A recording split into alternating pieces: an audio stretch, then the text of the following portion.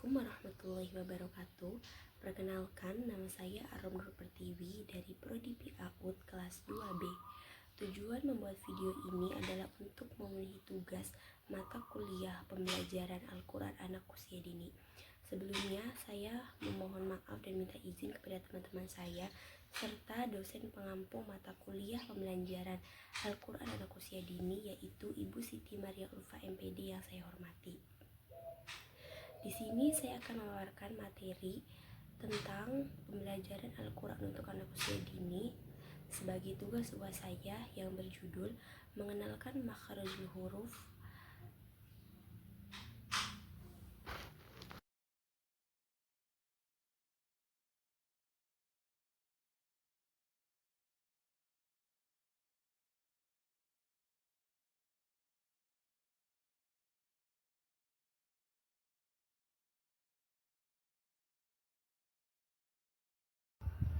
Di sini saya menggunakan judul mengenalkan makhrajul huruf menggunakan metode qiraati untuk anak usia dini.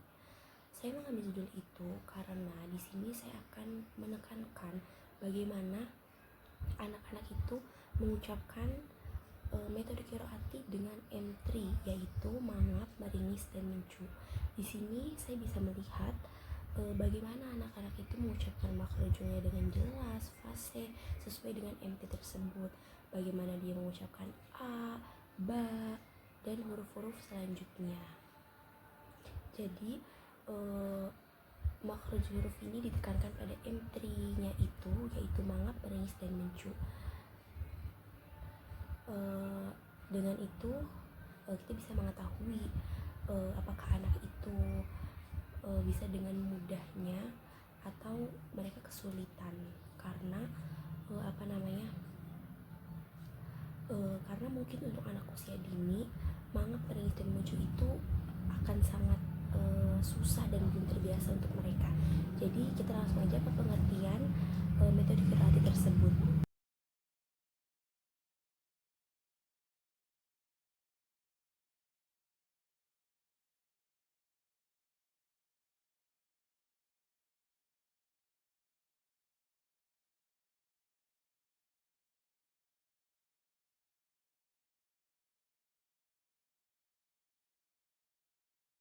Metode qiraati adalah metode pembelajaran membaca Al-Quran yang diciptakan oleh Kiai Haji Dahlan Salim Zarkashi yang menekankan pada bacaan yang langsung, praktis, tartil yang sesuai dengan kaidah ilmu tajwid.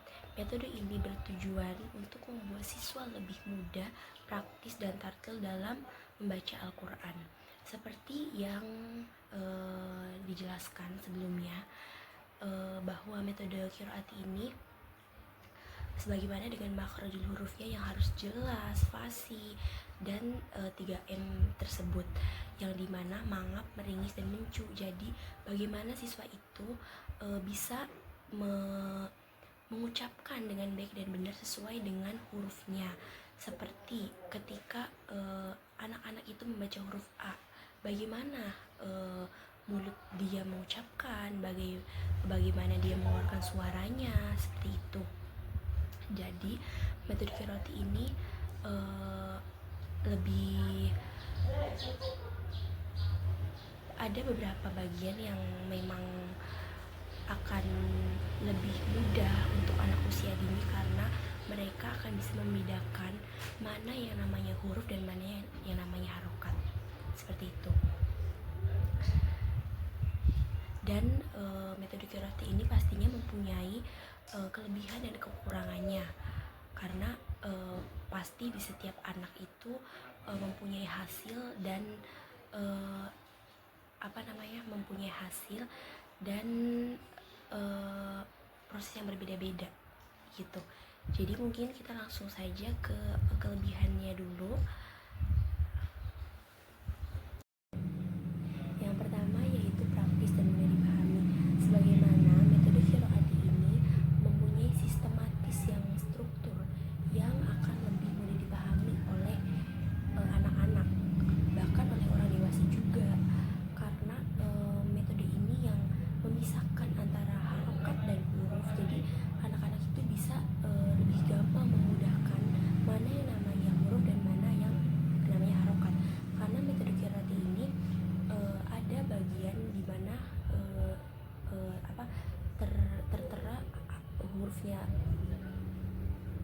hurufnya saja, seperti alif, ba. Beda dengan cara membacanya, yaitu a, ba. Itu kan cara baca dan pemahaman yang berbeda ya pastinya untuk anak usia dini. Lalu yang kedua yaitu mampu membaca Al-Quran dengan fasih dan tartil. Sebagaimana metode qiraat ini menekankan pada 3M, yaitu mangap, menangis, dan mencu. Di situ anak-anak akan lebih jelas dan akan lebih fasih mengucapkan huruf-hurufnya. Seperti dia mengucapkan huruf A, dia harus mangap. Dia mengucapkan huruf B atau ba, dia harus meringis, mencu. Mereka di situ akan lebih jelas dan tahu, oh begini cara pengucapannya, seperti itu. Dan dengan guru yang mengasih pemahaman yang lebih jelas kepada anak tersebut supaya mereka lebih mengerti dan lebih paham. Yang ketiga yaitu 3M tersebut, yaitu bagaimana anak-anak itu mengeluarkan suara dari huruf tersebut, dari mana asalnya.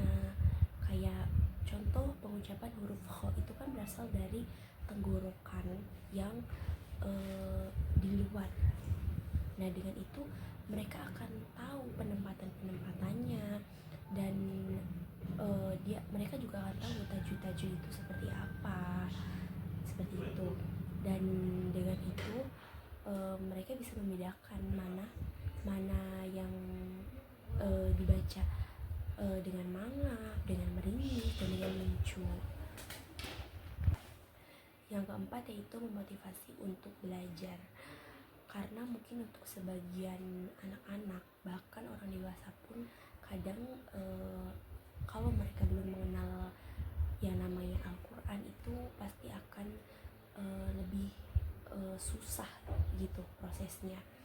Apalagi untuk anak-anak yang pastinya mereka belum terbiasa mengucapkan huruf-huruf dengan 3M tersebut ya. Jadi pasti mereka dengan belajar qiraat itu keinginan belajar mereka itu akan lebih besar, keinginan mereka untuk belajar mengaji, untuk mengucapkan huruf-hurufnya dengan jelas, dengan fasih, dan dengan tartil. Jadi mungkin dengan metode qiraat ini anak-anak akan lebih besar keinginan dan motivasi mereka untuk belajarnya, seperti itu. Dan yang terakhir yaitu sistematis dan terstruktur, seperti yang tadi sudah saya jelaskan di awal. Karena metode qiraat ini mempunyai sistematis yang terstruktur, sebagaimana dengan tajwidnya, pengucapannya, 3M-nya tersebut. Jadi mereka akan lebih mudah dan akan lebih gampang dipahami dengan pendidiknya juga yang menjelaskan secara benar, secara mudah dimengerti bagi anak usia dini, seperti itu. Dan ini ada beberapa kekurangannya juga. Yang pertama yaitu kesulitan bagi siswa yang belum belajar. Jadi mungkin bagi anak-anak yang belum mengenal Al-Quran ataupun metode ini pasti akan susah, akan merasa kesulitan, karena bagi anak-anak pengucapan tersebut itu pasti membutuhkan effort dan membutuhkan pemahaman yang jelas. Kenapa saya bisa mengucapkan seperti itu, kayak gitu. Jadi metode ini juga membutuhkan penjelasan yang dimana mereka akan memahami kenapa metode ini pengucapannya seperti ini, seperti itu. Terus yang kedua yaitu proses belajar yang lama. Karena metode qiraat ini menekankan pada tajwid, kefasihannya, ketartilannya, dengan mengucapkan huruf-huruf hijaiyahnya, makhrajul hurufnya. Jadi pastinya di situ akan membutuhkan proses yang lama, karena pasti setiap anak itu punya proses dan hasilnya masing-masing yang pastinya berbeda-beda gitu. Jadi membutuhkan waktu yang lebih panjang juga untuk anak-anak mencapai tujuan yang sesuai dengan kaidah metode qiraati tersebut. Dan yang selanjutnya itu kurang menguasai huruf hijaiyah, karena kita sebut lagi metode qiraati ini harus mempunyai makhraj huruf yang baik dan benar, yaitu 3M, mangap, perlis, dan lucu. Jadi bagi anak-anak pasti akan lebih susah mengenal huruf-hurufnya, membedakannya, ataupun dari cara pengucapannya, baik itu membedakan huruf, harokat, ataupun susunan-susunan huruf hijaiyahnya. Lalu yang keempat yaitu siswa kurang aktif. Kenapa? Karena pada saat metode qiraati ini itu lebih banyak anak-anak itu hanya menirukan apa yang sudah guru praktikkan atau contohkan. Jadi itu yang dikatakan siswa kurang aktif, karena anak-anak hanya bisa menirukan apa yang sudah dipraktikkan oleh guru tersebut, seperti itu.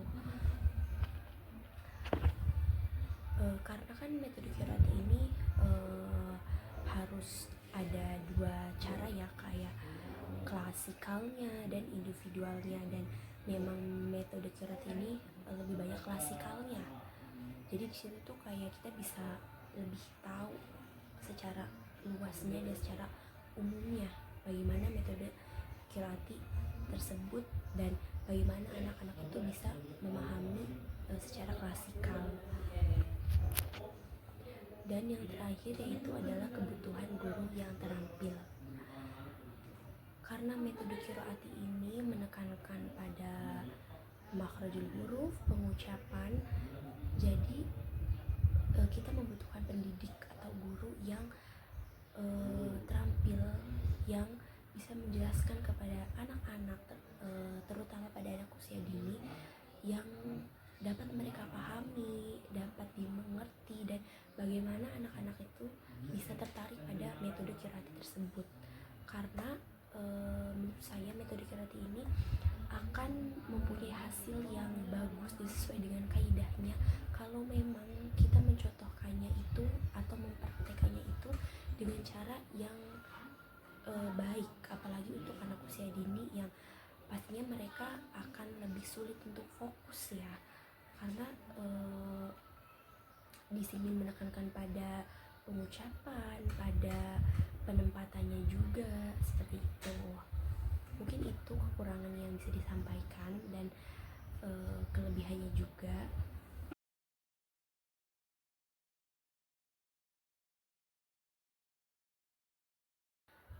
Dari metode qiraati tersebut mungkin bisa disimpulkan bahwa metode ini itu akan sangat efektif bagi anak usia dini. Bagaimana mereka bisa lebih mengenal huruf, harokat, pengucapan yang baik dan benar secara praktis dan fasih. Dan metode ini juga akan lebih gampang mengevaluasi anak-anak dan termasuk juga untuk gurunya yang akan bisa lebih melihat perubahan yang ada pada anak tersebut. Dan metode qiraati ini juga akan mempermudah mereka untuk menghafal setoran-setoran yang ada, termasuk setoran-setoran juz amma atau yang lainnya. Karena metode qiraati ini menekankan kepada kefasihan dan ketartilan pengucapan dari berbagai huruf hijaiyah. Jadi anak-anak itu akan lebih mudah dan akan lebih gampang untuk menghafal surat-surat atau pelajaran-pelajaran Al-Quran yang harus mereka hafalkan, seperti juz amma. Itu kan pasti setiap sekolah itu pasti anak-anak sudah dikenalkan oleh Gus Amah seperti itu. Jadi mungkin dengan penerapan dan pendidik yang tepat itu pasti akan menghasilkan tujuan yang memang seharusnya ada kepada kaidah-kaidah qiraati seperti itu. Mungkin itu saja yang bisa saya sampaikan dari metode qiraati ini. Mohon maaf bila ada kekurangan dalam menjelaskan kelebihan atau kekurangan dan pengertiannya.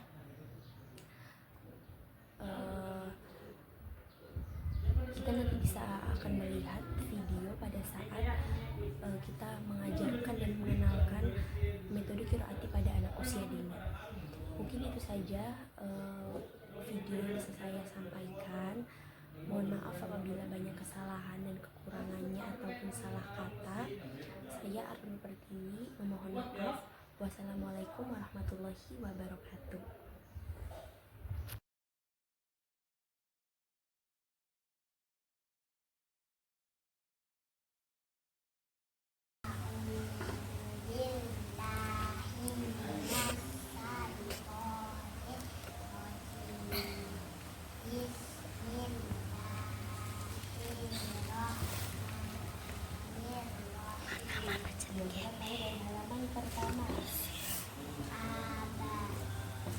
Tuh lihat tuh di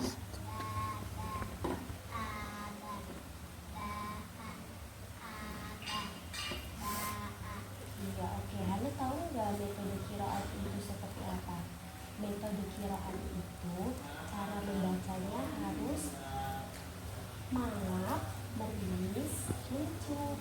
Jadi makhrajnya harus jelas.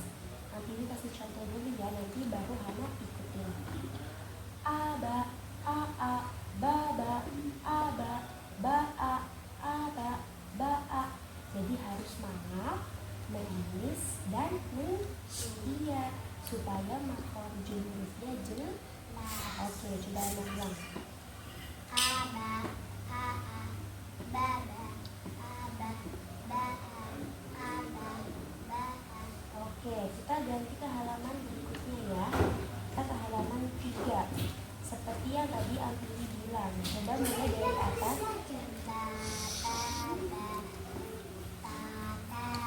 Oke, sekarang dari Antini. Ini dibacanya ba, pa, pa, pa, ka, ba. Seperti itu.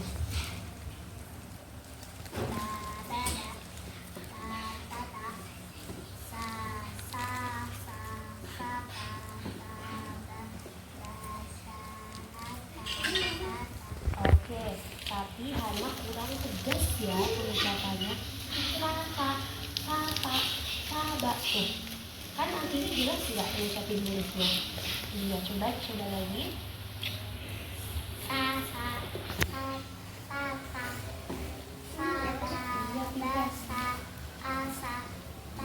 Oke, coba kalau di bawah. Oke, ini nama hurufnya itu alif bataka. Iya, coba. Alif batasa, alif batasa, alif batasa. Oke, kita ke halaman terakhir ya, ke halaman 5. Dengerin Antini dulu ya, ini cara bacanya. Sa, ja, ha. Coba. Sa, ja, ha, ja,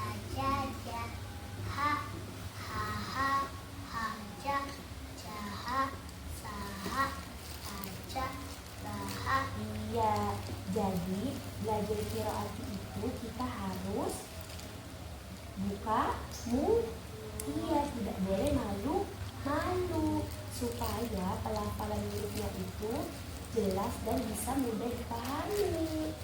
Kan jadinya Hana tahu ya, kalau yang ada harokatnya itu dan tidak ada harokatnya itu berbeda. Ini coba ya kita baca lagi. Abasasa.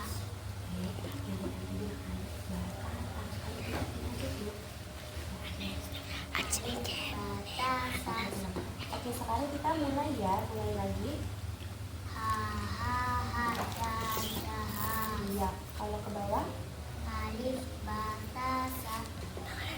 Ha ta ja sa ha ba. Iya. Oke, sekarang kamu sudah paham? Iya. Kita tutup ya. Sudah, sadaqallah. Sadaqallahul azim. Seru 3 lagi qiraat. Menang. Oke, kesini. Dah, udah.